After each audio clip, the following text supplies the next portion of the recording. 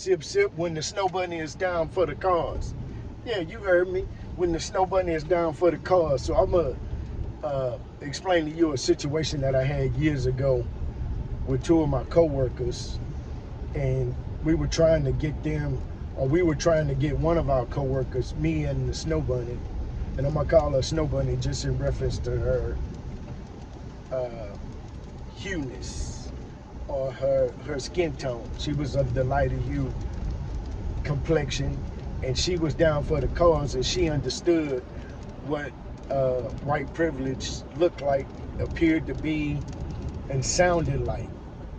So we were on a team together, and we went to a presentation, right? And so on the way back, we stopped at a location that was not in the best part of town, but the food was good. So, good food is good food. So, as we were leaving, there were, how some of our brothers, some of the darker hue brothers like to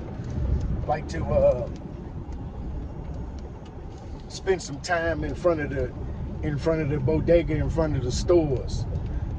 So, we just ate lunch over here. We're just saying the hood.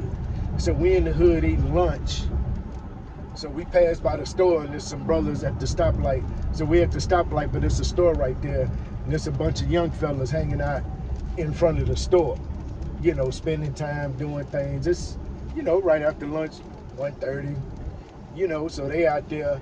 And one of the things that was said was, during our conversation, we used to have a conversation about all kind of stuff.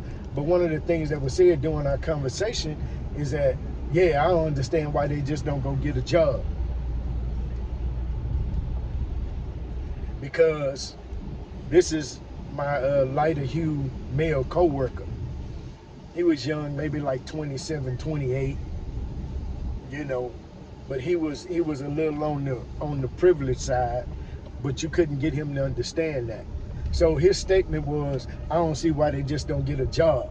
So the Snow Bunny was telling him, because she was from Alabama, and she was from the sticks. I'm talking about, when I say sticks, I mean she would say, we were poor and poor.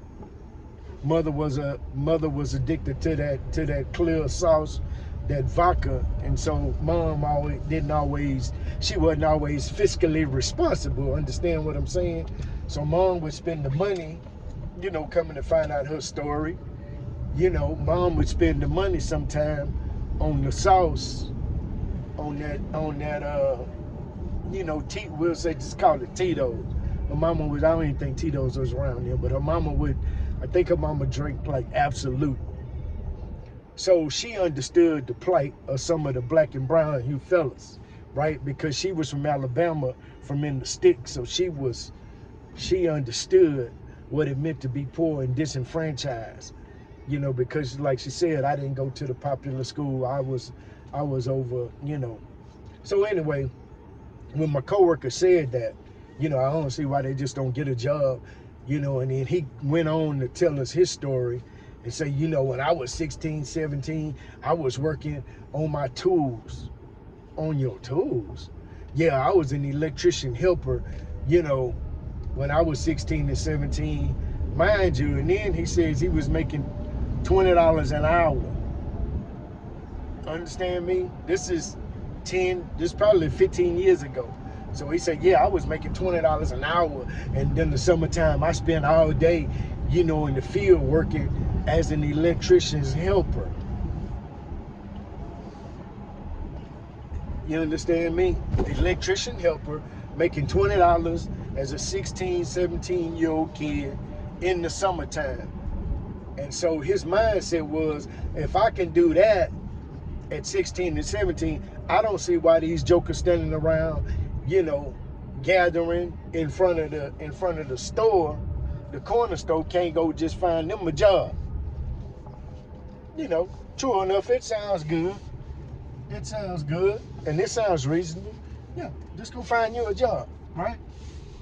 So, I don't know how many jobs paying $20 an hour to a young brown and black fella at that age. Not too many. But then he says, you know, my dad got me the job. And I work all the time. Really? Really? Nepotism. Privilege. At its finest. What was your daddy? Was your daddy an electrician? Yeah. But at the time, guess what his daddy was? The motherfucking vice president of the service side of the electrical company.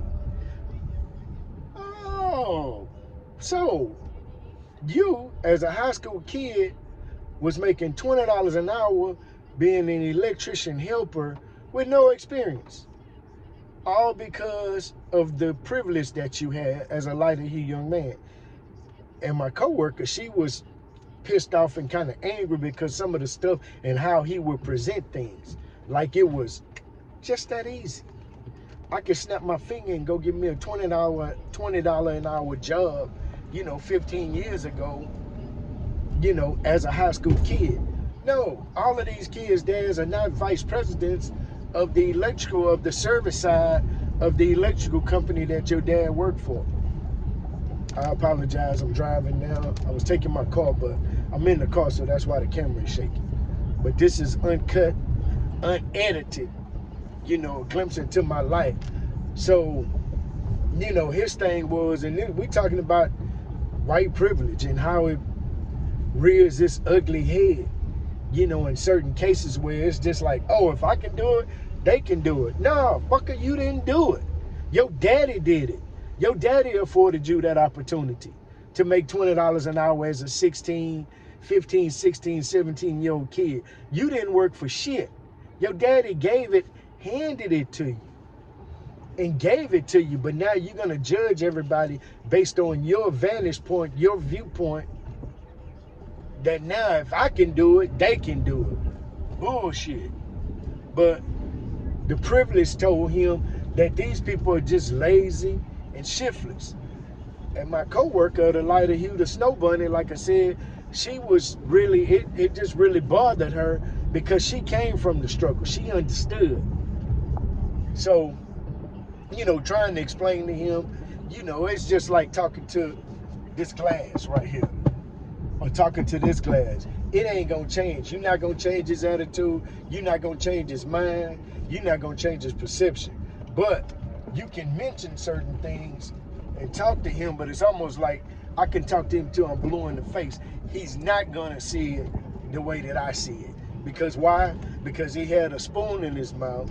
His dad was the vice president. I don't know what his mother did. You understand me? But he was not gonna see things like I saw him, or me and the Snow Bunny saw him. So I was just wondering, like, how you work with people and you wonder what they do, where they come from, their upbringing, right? And so what had happened one day, we went in the job site trailer. And I saw this around lunchtime, and Snow Bunny was like, "Nah, I'm not going to lunch with y'all today." I'm like, "Why not?" "Oh, a friend picking me up." So curious minds want to know. So being nosy, you understand me, I'm looking to see who out here in this big ass jacked up truck. And I'm thinking it's one of the lighter hue fellas that like big trucks, to get the big trucks to overcompensate for something else. So this big old jacked up truck. And then she runs out there, and guess who the hell pops out the truck to open the door for her? Big old corn-fed country, hay bale, watermelon cutting, cow wrestling, steer wrestling, Buck O'Brien, 6'3" brother. Yeah. This brother gets out, open the door for her, they go up, she come back, boom. She's happy, she ate, her belly full, ain't no telling what else was. But so when I started talking to her, it's like, "Oh, was that your friend?" She like, "Oh, that's my friend. We grew up together. He from Alabama, he's from Alabama." Like, "Oh, okay." So it's amazing how